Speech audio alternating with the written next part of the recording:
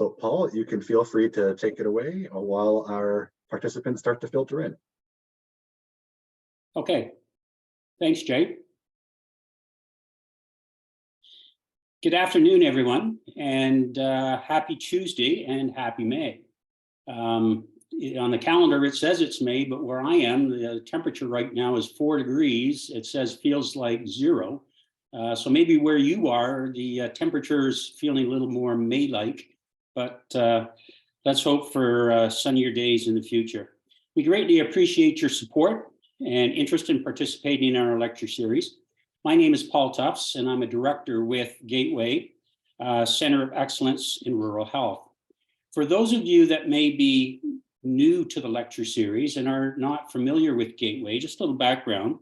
Gateway is located in Goderich, Ontario, and to our knowledge is the only rural health research center in Canada governed by community-based volunteers. Gateway is partnered with several academic centers and healthcare facilities, and our mission is to improve the health and quality of rural life for rural residents through research, education, and communication.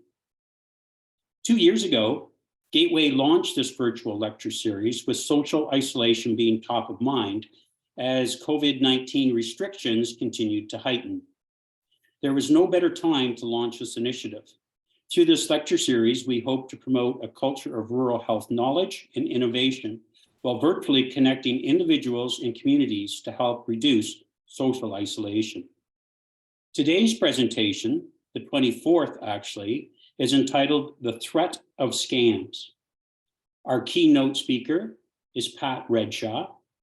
Pat is a retired branch manager with Libro Credit Union and also is a member of the board of directors here at Gateway. With Pat are panelists, Meredith Bouckley. Meredith is an operational risk specialist, also with Libro Credit Union. And we have Constable Craig Soldan, who's with the Huron County OPP.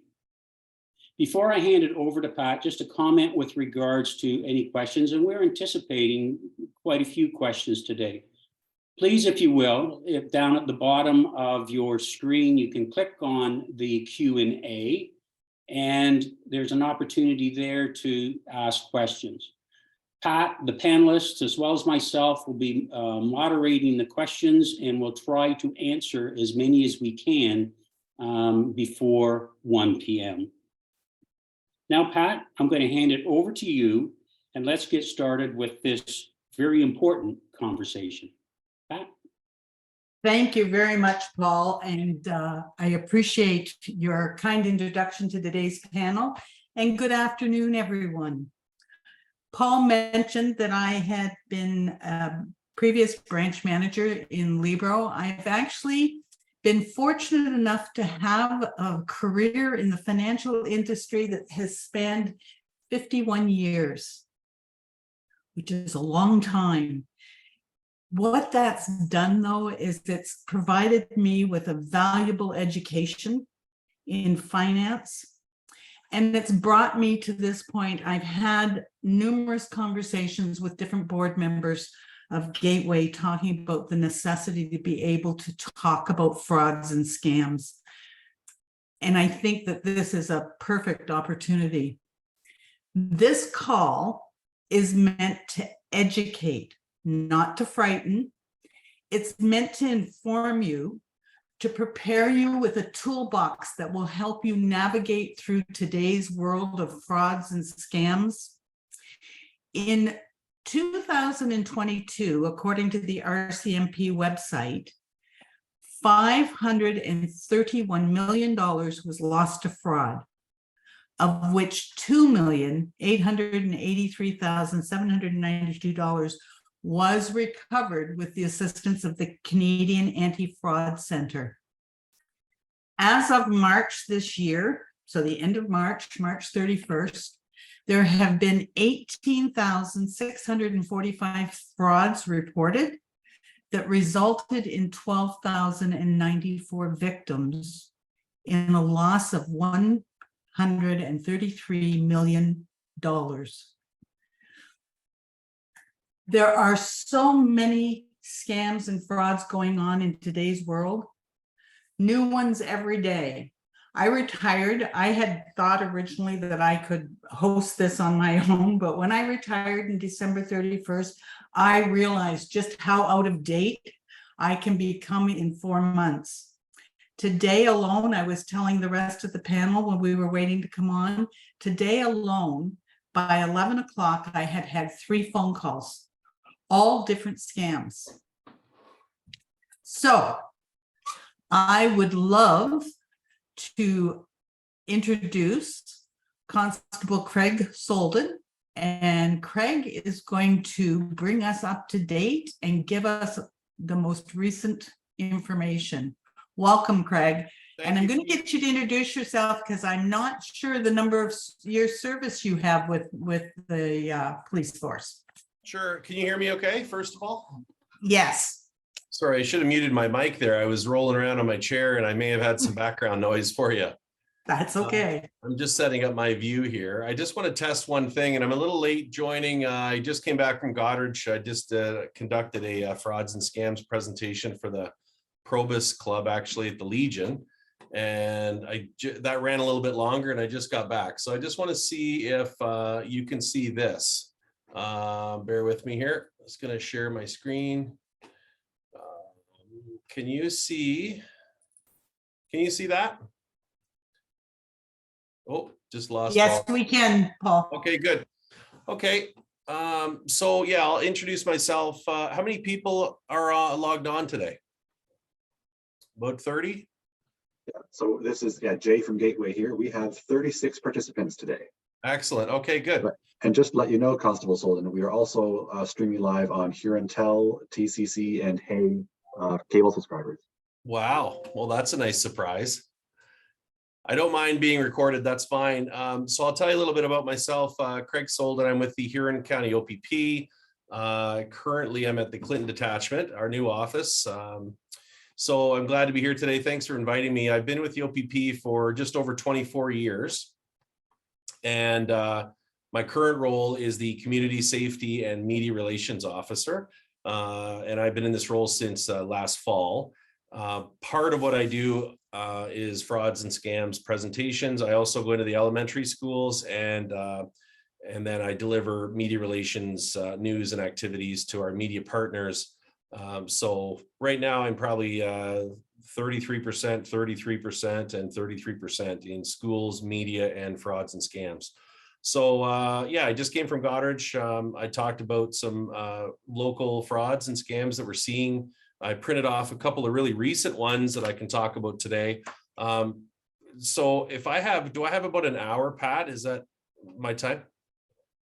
No, unfortunately, you've only got about 20 minutes. Oh, now, okay. in saying that, Craig, what we've left open is for a lot of questions. So a lot of your information will probably be divulged through questions. Sure, that's okay. No problem. Okay.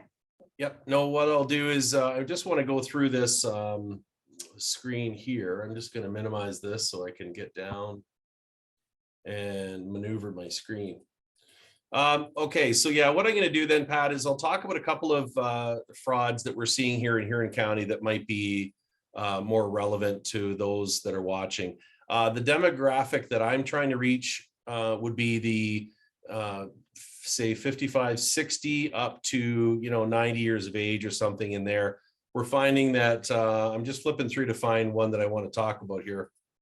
We're finding that a lot of people in our area are still falling victim to the emergency grandparent scam, some romance scams, and we're also finding that there's some lottery scams, banking type related frauds.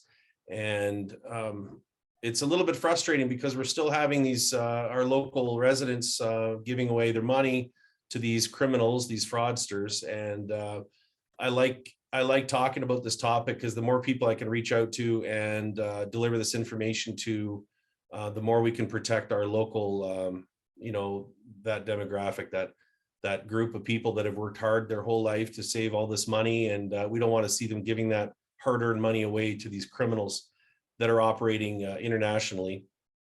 And most often they are reaching people through the cell phone, through the internet, dating apps, things like that. So let me start off with just talking about romance scams. So at the end of the day, we know that scammers basically want our money, and they just do it in creative ways to get, they come up with creative ideas to get our money. There are thousands of different types of scams and frauds. We probably see maybe 50 to 100 different types here at our detachment in Huron County.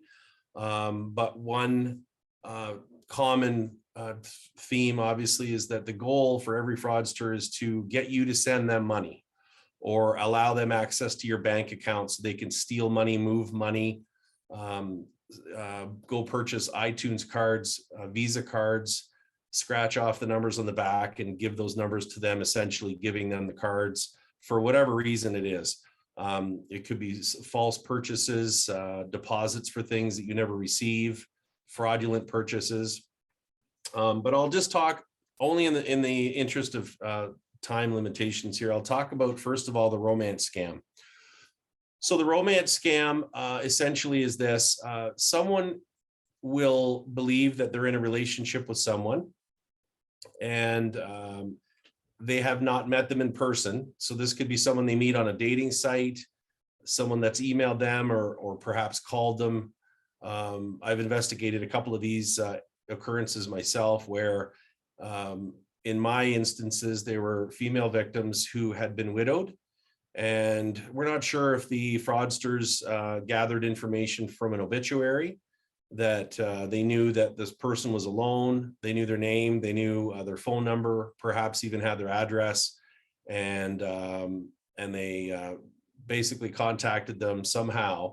Some of these fraudsters will put a fraudulent profile on a dating site, and we'll just use a dating app. For example, I'll call it Silver Singles.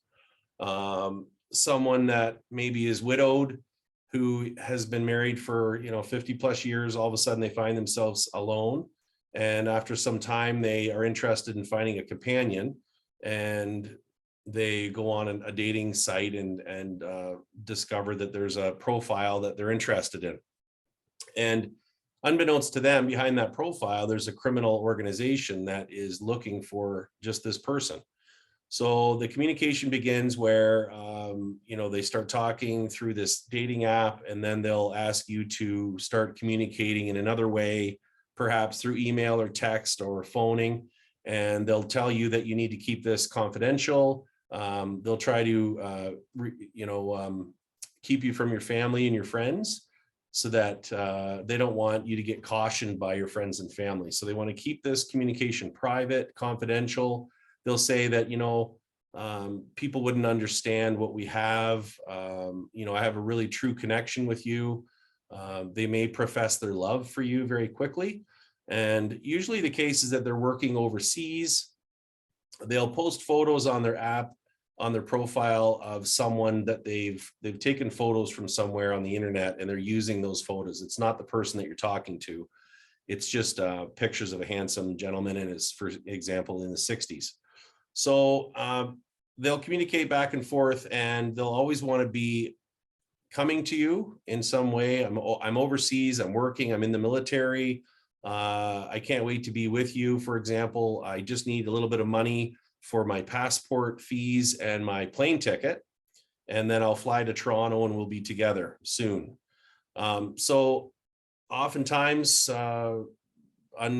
unsuspecting, we'll just use ladies, it happens to men as well, but unsuspecting people that are very giving and caring and hoping for a relationship, they'll send that money to someone they've never met, and they'll usually do it by the means of a wire transfer, or they'll have them go out and buy iTunes gift cards or Visa credit card, prepaid credit cards. And whatever the method is, they'll send them money for whatever it is they need. And they'll start off with $2,000 or something. And then the next thing they'll say, well, I need some money for this. I was in a car crash and I'm in the hospital, and now I've got medical fees.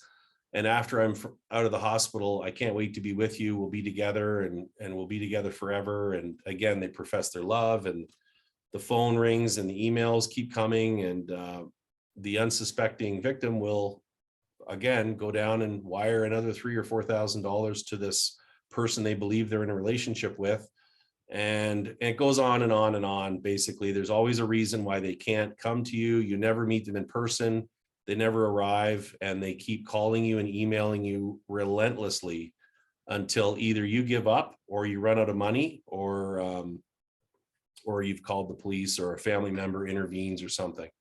So the romance scam, we've seen that they're very successful with this. You've already mentioned the Canadian Anti-Fraud Center. They collect data on fraudulent activity. We believe that they only collect 5 or 10%. Sorry, let me correct that. We believe that only 5 or 10% of frauds are reported to the Canadian Anti-Fraud Center. So there's definitely people that are not reporting the frauds. They may be embarrassed. They may have, they don't know who to report it to, but the information isn't certainly being captured for the true number of frauds that are happening. And you have to understand that we've had cases here in Huron County where one individual lost, I can think of a few examples, $800,000. Another lost $500,000. I've dealt with two ladies that lost about $76,000. The other one was $36,000. Those are just rough numbers from these romance scams. So when you think about, locally, that's a lot of money. Provincially, and then, nationwide, we're talking these fraudsters are getting billions of dollars from Canadians. And they're very good at it. They're very successful. They're very convincing. They make you believe that you're in a real relationship. They really play on your feelings, the fact that you're by yourself. They're usually looking for people that have some money and they're lonely. So we want people to know that when these things are happening, when they're starting to ask you for money and you've never met them, those should be flags that pop up, and you should discontinue the activity because you're probably being groomed by a fraudster. So if in doubt, contact a family member, call the police, and run the scenario by them. We will guide you through this and help you so that you don't lose money or don't lose more money. And if you have been scammed, we encourage people to contact, obviously, the OPP to report it and give this information, and also the Anti-Fraud Center, which is in Sudbury.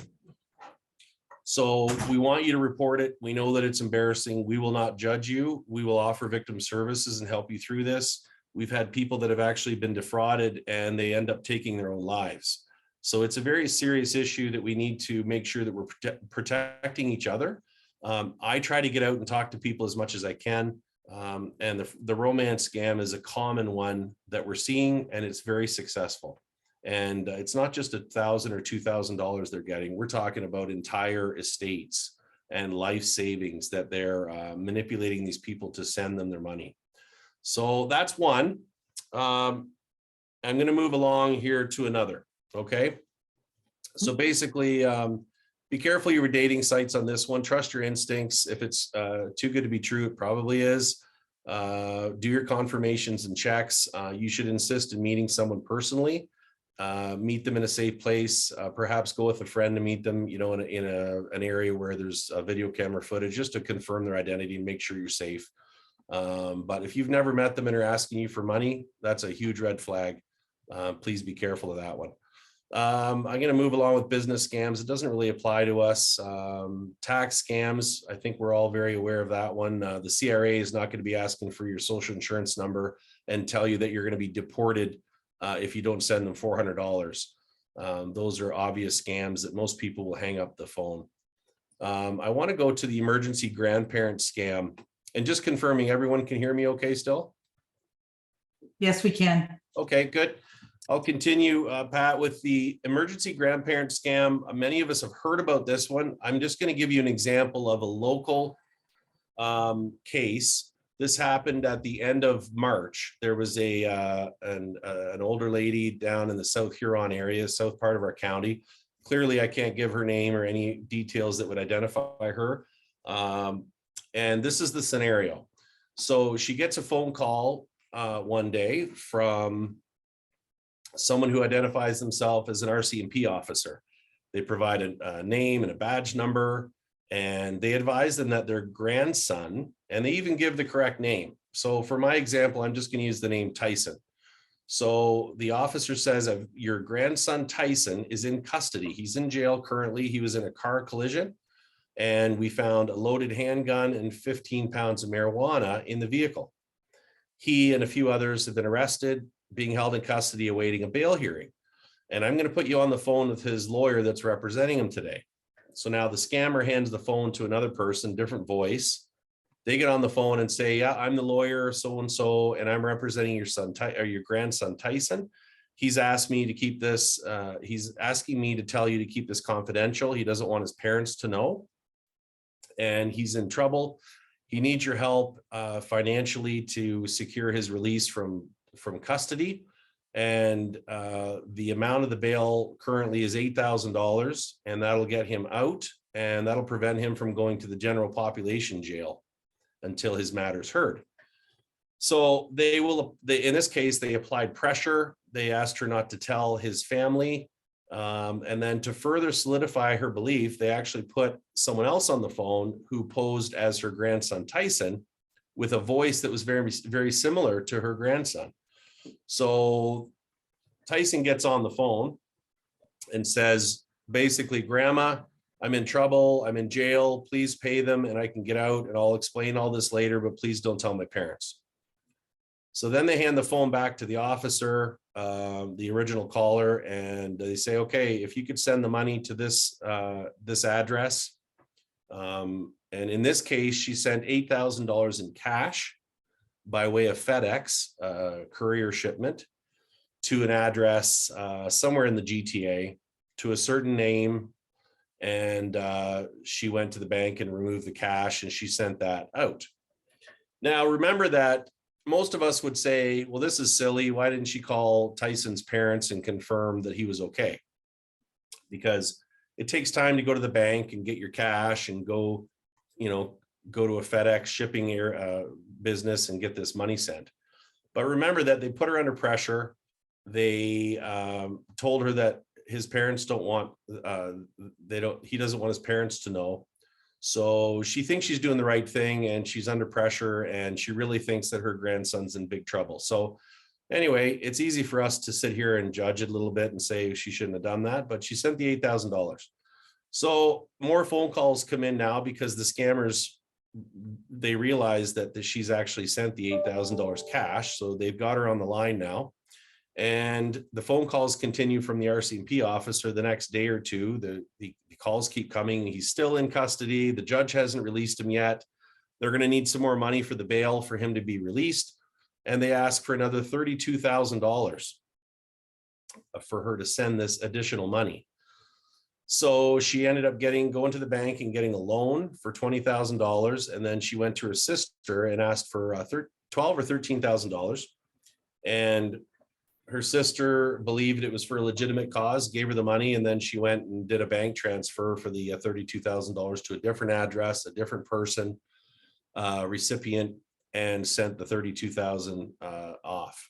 So in total, she lost $40,000. Now, at some point, this occurs over the course of a few days, and at some point, I think something happened where she realized this might not be right. She contacted the family of her grandson and realized that he was fine. He was not, in fact, in custody. This was all just, she realized that she had been scammed, and she contacted the police and did the right thing by letting us know. And we sent an officer out to talk to her and help her through this. So in a nutshell, the grandparent scam, the goal there is obviously to get you to send money very quickly under pressure and to keep it confidential and private. And they'll give you directions on how to send the money and where to send it. And we're still investigating that case. That just happened just about a month ago, and we've had some other ones since. But there's a local example of someone that fell victim to this grandparent scam. They're very good at it. They're very smooth. They have different voices on the phone that'll convince you that they're a lawyer, they're a police officer, they're your grandson. We actually have heard of a case in the US recently where AI technology is being used to clone someone's voice. Mhm. Or mirror their voice. So you'll be talking to your daughter on the phone in an emergency situation, and you really believe it's their voice because it sounds exactly the same. Meanwhile, it's been AI technology has been used to copy their voice, and they use that in their scam. So these are things you have to be very careful of. Anyway, the bottom line with this one is that if you ever encounter this where someone's calling you, or it's usually by phone, first of all, just stop and think about this for a minute. There should be huge flags coming up. The police are never going to ask you to send money to get someone out of bail for a bail hearing. If you ever have to post bail at a court, you would do that in person. And I haven't seen it where people have to actually physically leave cash or money at the courthouse. So anyway, it's just a little different in Canada, but we certainly will not be asking you money under pressure. And certainly not sending it to a personal name at an address somewhere in Ontario.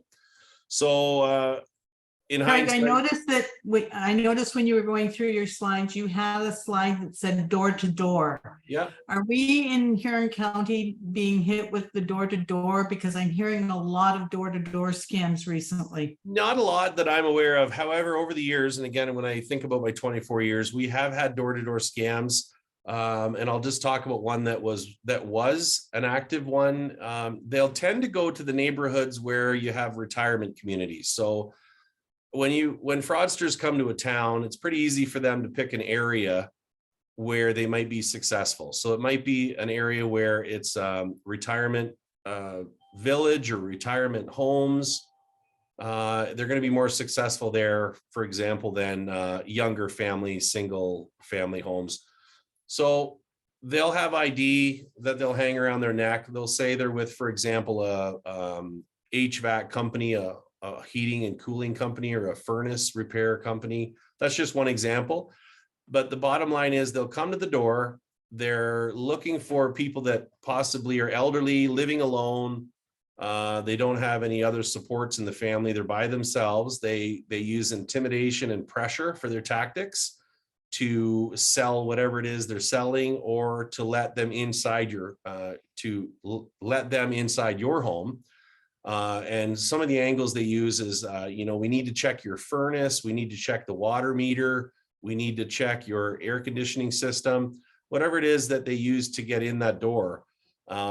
So first of all, we tell people, don't feel like you have to even open the door. You can, if you look out the door and your door is locked and you see someone you don't recognize, just talk to them through the door and ask them what their purpose is there that day. If they refuse to leave and they're being very aggressive, then call the police. We'll gladly come out, and we'd like to identify who they are, the vehicle they're using. We may be looking for them already. They may be already identified in a scam somewhere else, and that just helps us put the pieces of the puzzle together. Certainly call us if you're fearful. And if you believe it's a legitimate company and you're not sure, you can still call the police and say, I'm just not sure. There's someone at the door that's insisting on coming in to check my furnace.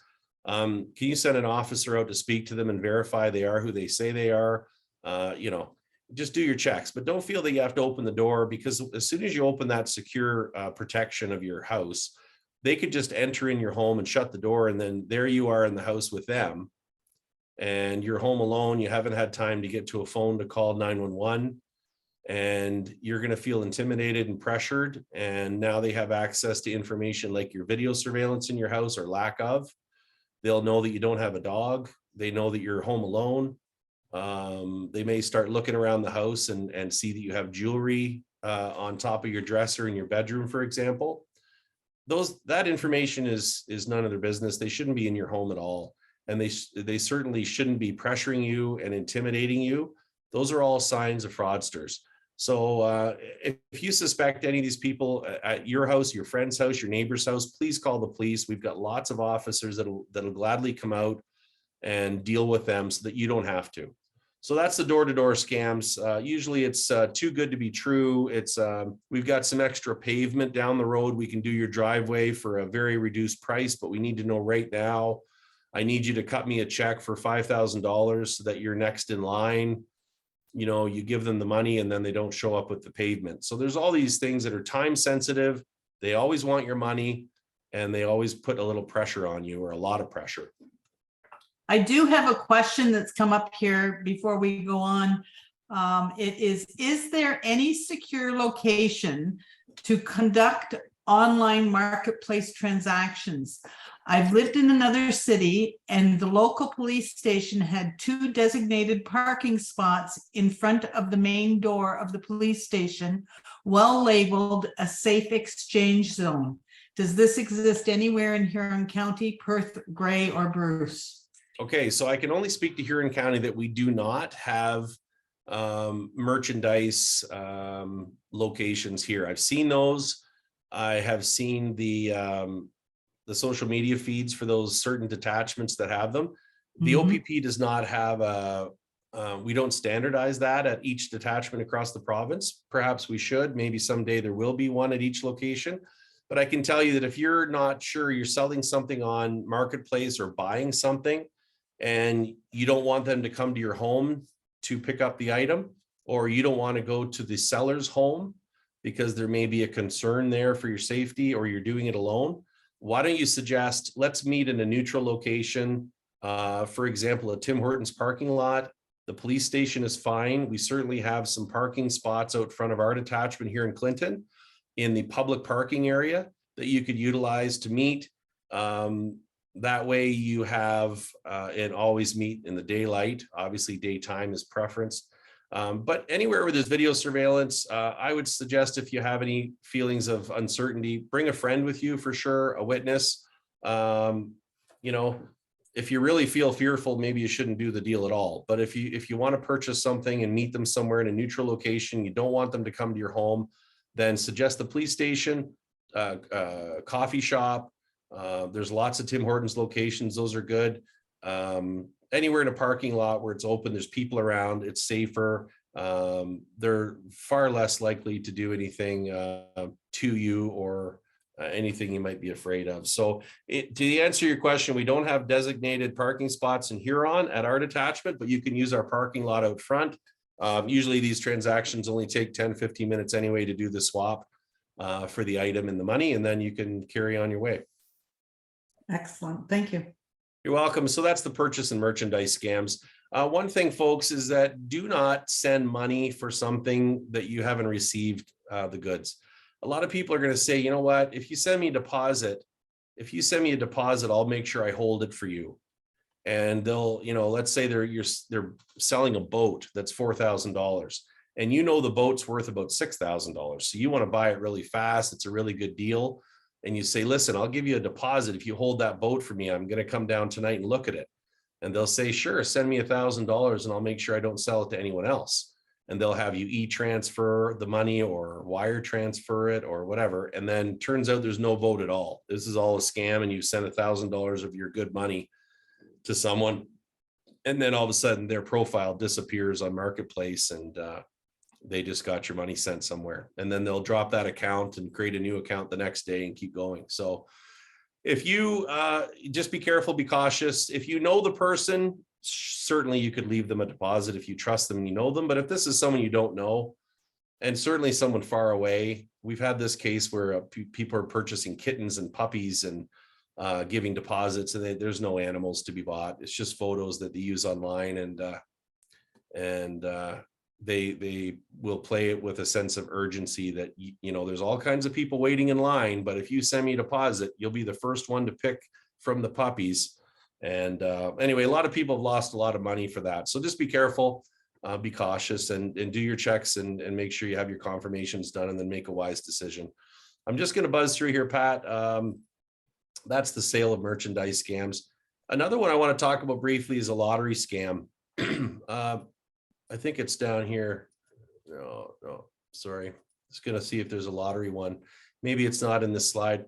So I'm just going to talk about the lottery scam. So we've had a couple cases here in Huron County where someone has received an email and they're advised, and I'll just use this one as an example. The Publishers Clearinghouse is advising them that they've won $2.5 million and a new Mercedes.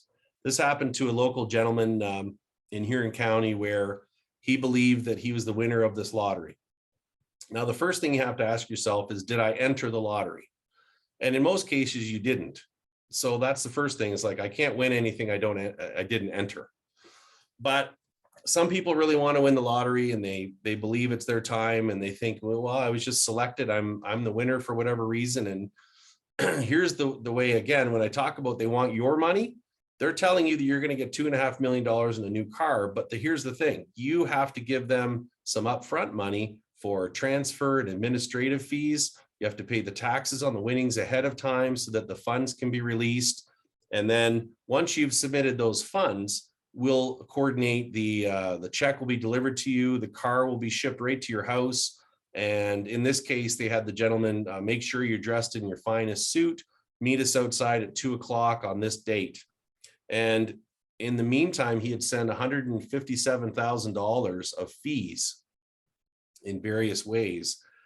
And in his mind, he's thinking, I'm going to win $2.5 million here and a new car. So if I send $157,000, that's a small price to pay for the winnings that I'm going to get on this date. So anyway, when the day came, he was outside with his suit ready to receive the vehicle, and no one ever showed up. The car didn't show up. Nobody showed up. And then when he contacted the people back, they were gone. There was no answer. The site, the emails weren't being answered. They were gone. So they got $157,000 from him of real money, and he got nothing. And the whole time he really believed he had won the lottery. So whenever someone's asking you for money, that's a flag. You know, call the police and say, is this a scam? Go on the Canadian Anti-Fraud Center site and look and see if this scam is a common one. Do your checks and confirmations. Please don't send any money. Please don't give anyone your personal information, your banking information. Do not let them take control of your computer. If they tell you that this is Microsoft calling, we need to verify your license on your computer. I just need you to give me some information and I'll take over your computer and we'll fix this right away. As soon as you allow them to take over your computer, they can go wherever they want and do whatever they want with your computer. Please don't do that. The main thing is just the flags should be popping up, and I just never want anyone to give out their personal information, never send money. Always, you could just call the police and just ask us. And if you're not sure, please ask someone, call us, or do your research yourself. If you have been defrauded, please contact us and let us know.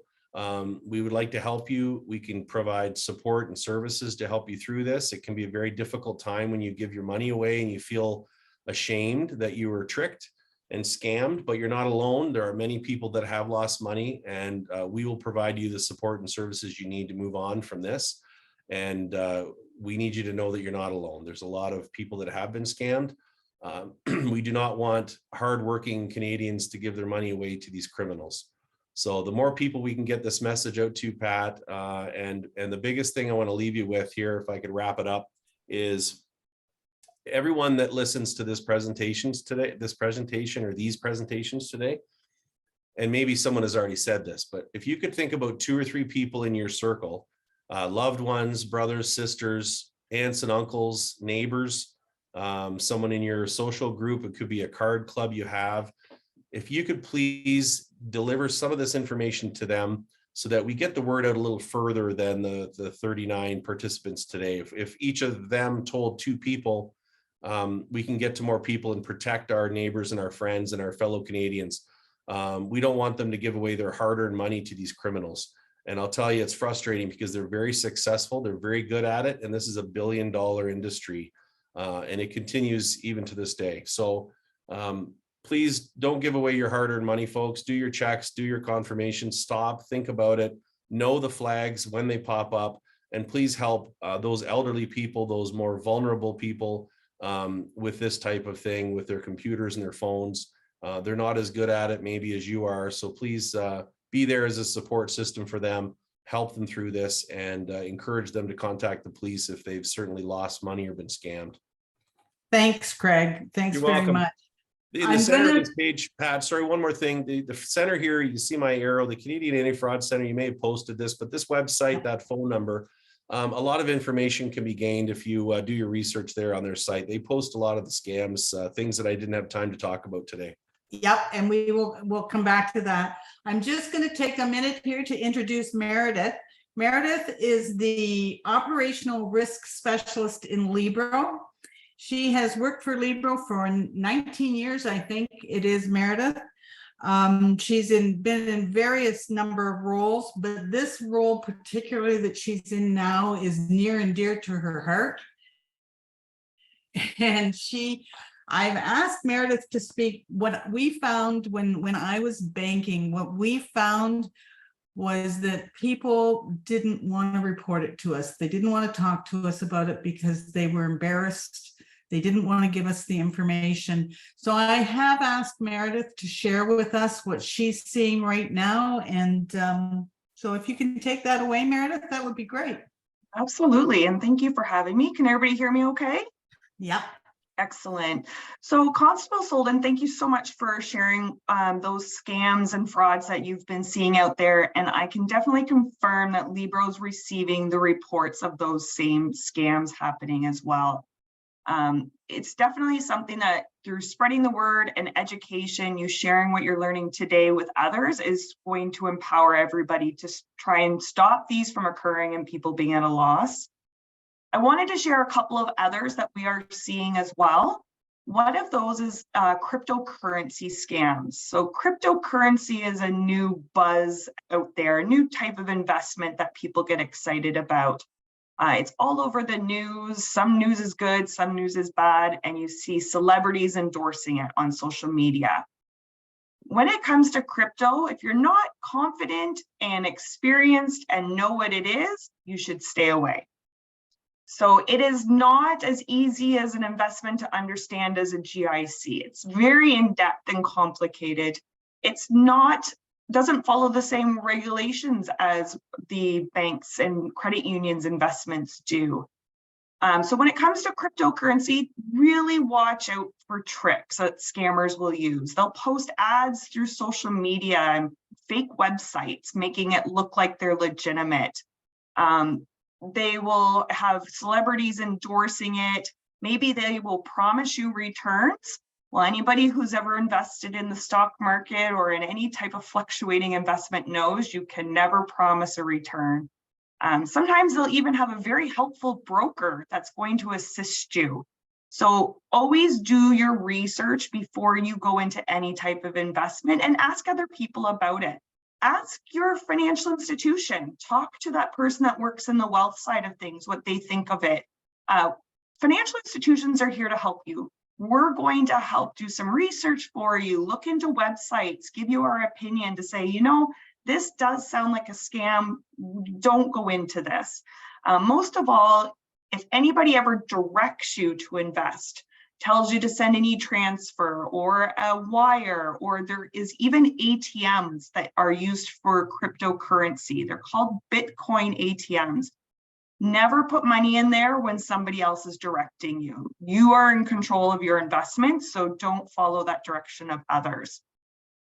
The Constable also touched base on those sharing your computer with others. When Microsoft tries to call you to tell you there's a virus on your computer, we're also receiving reports people are getting calls from Amazon or even Bell that are trying to help you.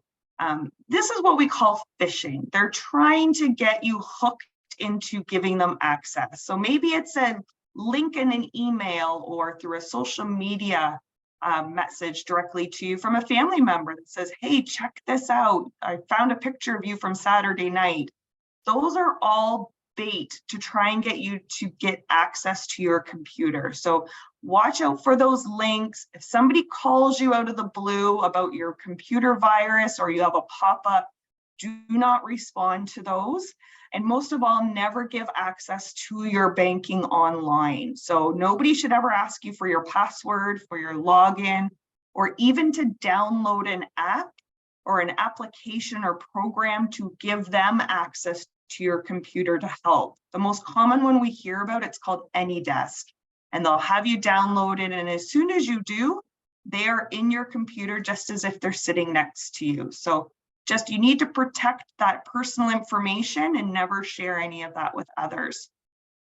I'm going to touch base quickly on two scams that we're seeing predominantly impact youth. And my hope here is that you guys are all going to share this information with your family, friends, neighbors, loved ones. The one we are seeing is a check scam that's perpetrated through social media. And what it often is that somebody meets another individual online and they just start casually talking to them.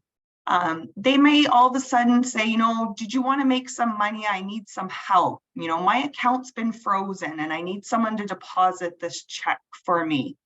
If you deposit it and then send an e-transfer, or maybe they ask you to buy a gift card, they'll let you keep a portion of it for your work and for your help.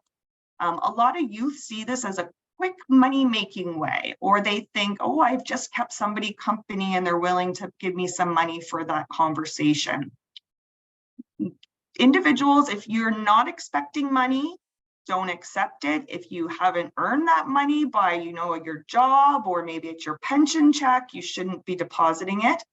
What we see a lot is that youth are understanding the technology side of things. So they know how the internet works and social media works, but what they don't understand is how banking works. And they're easily tricked into completing transactions that others may say, that doesn't make sense. So we know to get a check, we have to have a physical check from somebody in our possession to deposit it at the bank or the credit union. But some of our youth think that if they're emailed an image of that check, that it's legitimate. So we really need to put that education into our friends and family and neighbors to say, don't accept email checks, don't send money or buy gift cards to anybody you don't know, or do a transaction that someone's directing you to do. The other one I wanted to touch base with, which is very affecting quite a large number of youth, and it's increasing every week it seems, is extortion. And unfortunately, this one, you might see headlines where it's called sextortion. So what is happening is that youth are being targeted online, and somebody will strike up a friendly conversation with them, and there will be an exchange of a photo. And unfortunately, the fraudster at the other end will then demand money. And they will keep asking for money. And if they don't receive money from the victim, then they will release this photo, which could be something that's slightly embarrassing. It could be a naked photo of them. And they will release that to their entire school, or it could be their family or friends. And out of embarrassment, that youth starts to pay. And unfortunately, these fraudsters will keep going at them every day until there's no money left. What we're trying to get the message out to the youth about this one is to talk to somebody, reach out to somebody you trust, whether it's your parent, a teacher, a neighbor, your financial institution, your bank and credit union. We're here to support. Contact the police. We're going to all work together to stop it. It's not something that's easily stopped on their own. So just really important to share, don't send photos is the first step in this scam, but also not to respond to demands for money, and reach out for support on that. I'm just going to finish off with going through a couple things. I know there's been mention of having some tools in your toolbox. And so that's what I want to provide to you, is some kind of last minute thoughts on what you can have in that toolbox and what can you share with your friends, neighbors, family, everybody. I always go with the slogan, stop, look, and think. And Constable Soldan kind of mentioned that, you know, stop and think about, is it too good to be true? If you stop, look, and think, you want to ask yourself, does this make sense? The goal of a fraudster or a scammer is to make this urgent. They want to stress the urgency. It has to be done now. And the reason for that is so that you can't ask others what they think, and that you don't have time to think it over to say, does this make sense? So really just take a pause. Anything that is legitimate will always allow you time. We want you to reach out to others, reach out to your financial institution, a family member, reach out to the police, Canadian Anti-Fraud Center. We're all here to work together and support. your financial institution would rather you come to us first to ask, does this make sense? You know, I've been asked to do this, or this information's been asked of me. Does this make sense? We get reports of scams and frauds multiple times a day. So we have a lot of experience with recognizing what are those red flags? What questions should we ask? Another big red flag to think about is if you've ever been asked to lie. So if someone tells you not to talk to a family member about it, or don't tell the bank or the credit union when you go in to do that transaction, it's 100% a scam. You should never be asked to lie to your financial institution or a family member on that. Always use caution when you receive those unexpected calls. As a credit union, Libro, we call our owners when we have some, a flagged transaction. Maybe we're concerned there's fraud in the account. We do call our owners, and the banks will call their customers as well. We are not offended if you hang up. If you are not sure that we are a legitimate call and we're asking for personal information to make sure we're talking to the right person, hang up and call the number back you know is legitimate. If it's your credit card company, call the number on the back of your card. If it's your credit union or your bank, call the number you know is okay. It's probably on your statements or on that website. So it's always a good idea to be in control of that situation. Don't feel pressured to give that information out. Another thing is to never share that online banking or your card information. That PIN number that you use to log into online banking or use your card, that's essentially your signature authorizing that activity. So you are in control of that number. We should never be sharing that. Like I said, reach out to us before you do something. We're here to help and support you. If you have already become a victim or a fraud or a scam, report it to the police and also report it to your financial institution.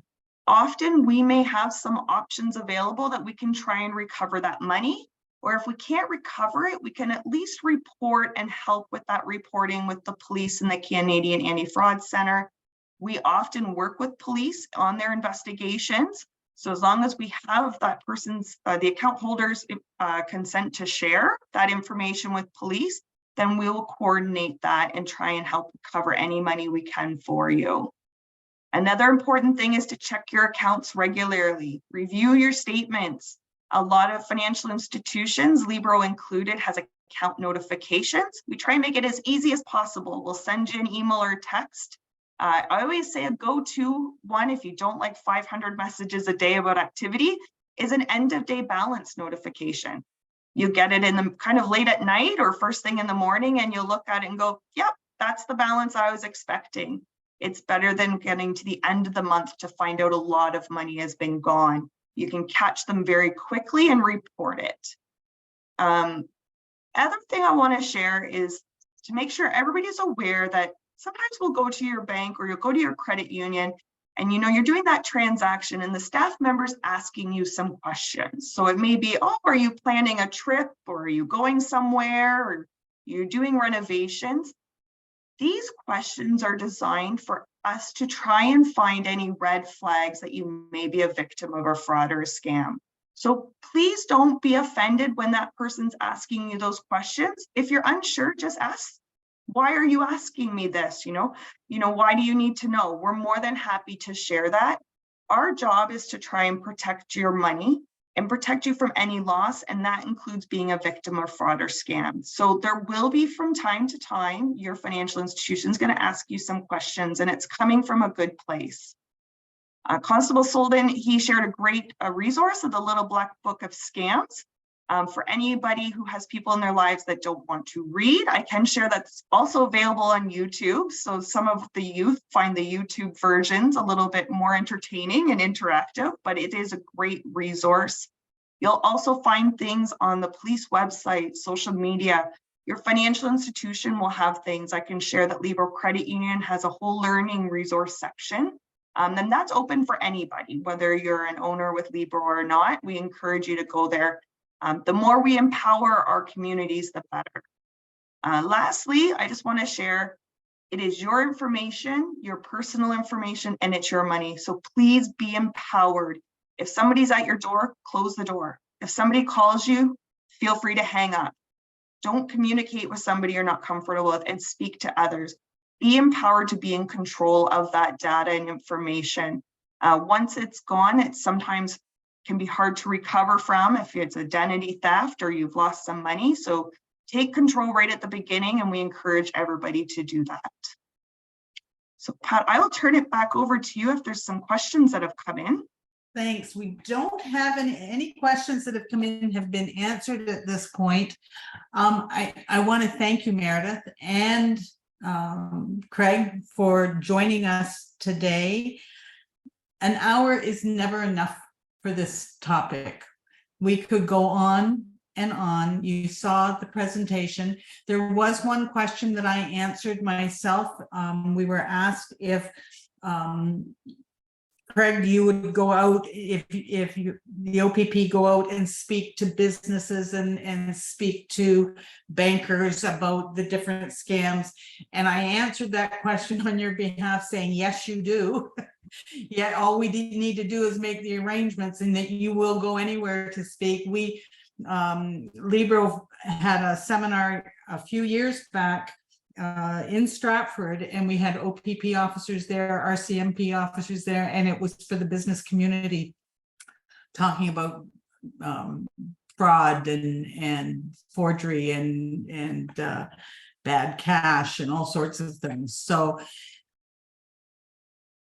if anything, I can stress, we covered a number of different scams that are in this area today. But if you go on to the Canadian Anti-Fraud Center and you look, they list scams alphabetically. And I went in and looked the other day, and there were 85 personal scams listed that you could read about and find out and get information on. And I'm going to stress the same thing that Craig stressed and that Meredith stressed, is if you are part of, or you have been approached and you have been defrauded, please reach out and report it. Don't be embarrassed. The last 6 years that I was in Huron Perth as a branch manager, I saw over $1.5 million go out in scams that had those people, and about 800,000 of that, Craig, was a romance scam. Had people been upfront and open with their family, had they been upfront and open with their banker or called the police, part of that could have been stopped. It breaks my heart when I hear people fall for these things that we have been talking about now for a very long time.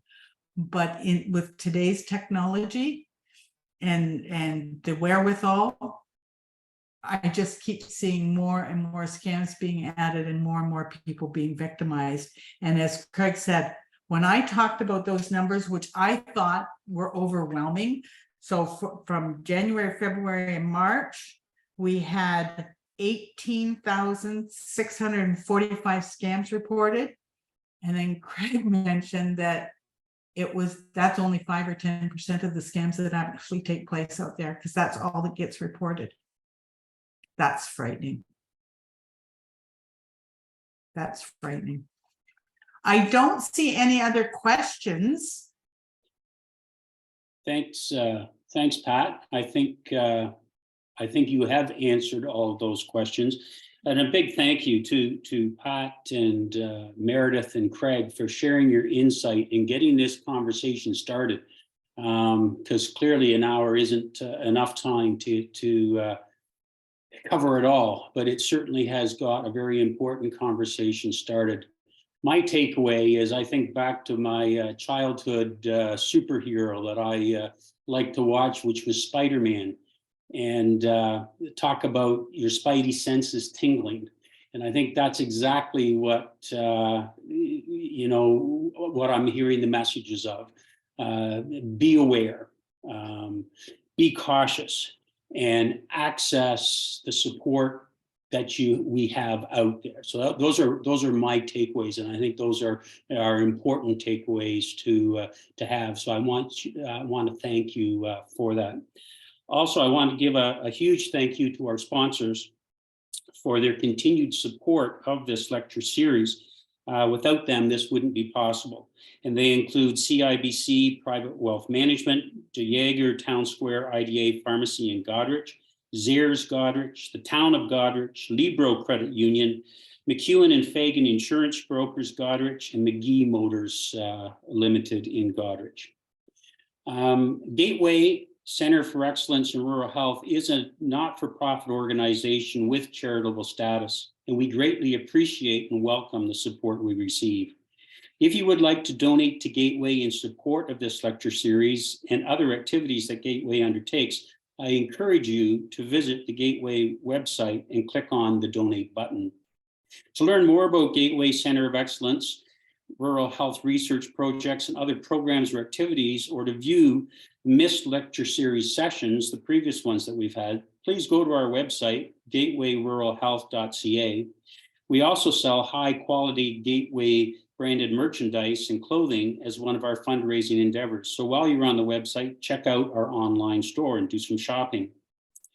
Thank you again for all of you in joining us today, and we look forward to seeing you next month for our next lecture series, which will be on June the 6th. We hope that you will pass the lecture series information along to your network, as our goal is to expand the reach of this lecture series with the aim of promoting the knowledge economy, reducing social isolation, and supporting Gateway's mission of improving the health and quality of life of rural residences. See you next month, everyone. Stay well and enjoy the rest of your day. Bye. Thank you, everyone.